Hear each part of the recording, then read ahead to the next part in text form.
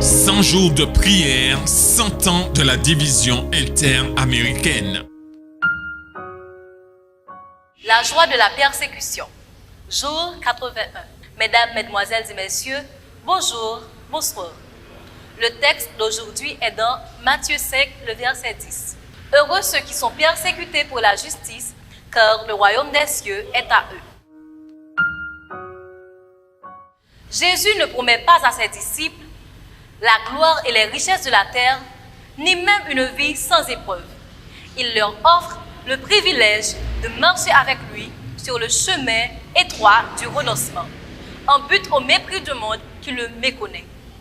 Lorsque l'amour désintéressé, la droiture, la sainteté et la vérité sont révélés par des chrétiens fidèles, Satan suscite la résistance et la haine chez ceux qui choisissent d'ignorer la voix du Saint-Esprit.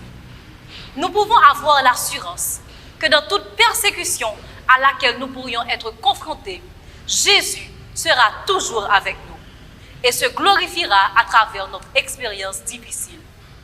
Il nous rassure en nous disant que ceux qui sont maltraités pour avoir fait le bien sont heureux et que le royaume des cieux leur appartient. Avez-vous connu la persécution à cause de votre fidélité à Jésus? Pourquoi ou pourquoi pas? Choisirez-vous aujourd'hui de rejeter tout désir de plaire au monde et de vous concentrer dans la prière sur la révélation de la gloire de Dieu, même si cela doit entraîner la persécution? Priez pour que Dieu nous aide à être forts et à avoir la joie de le servir, malgré la persécution que nous subissons.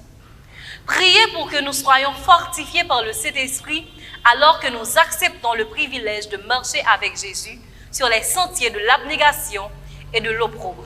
Priez également pour l'inclusion des personnes handicapées et dotées de possibilités dans les ministères de congrégation locale.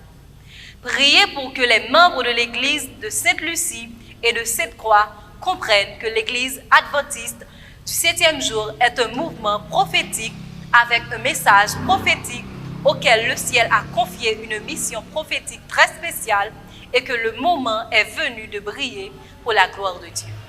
Prions le Seigneur.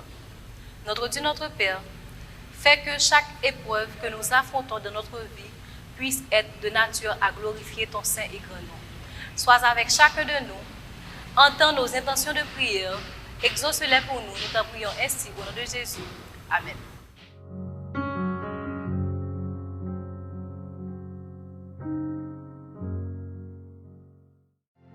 En 2022, nous célébrons les 100 ans de la division interaméricaine.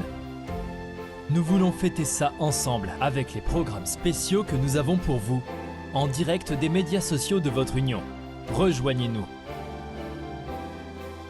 Sabbat 8 janvier, service de consécration. Vendredi 15 avril, service de culte familial. Mercredi 11 mai, service de réflexion.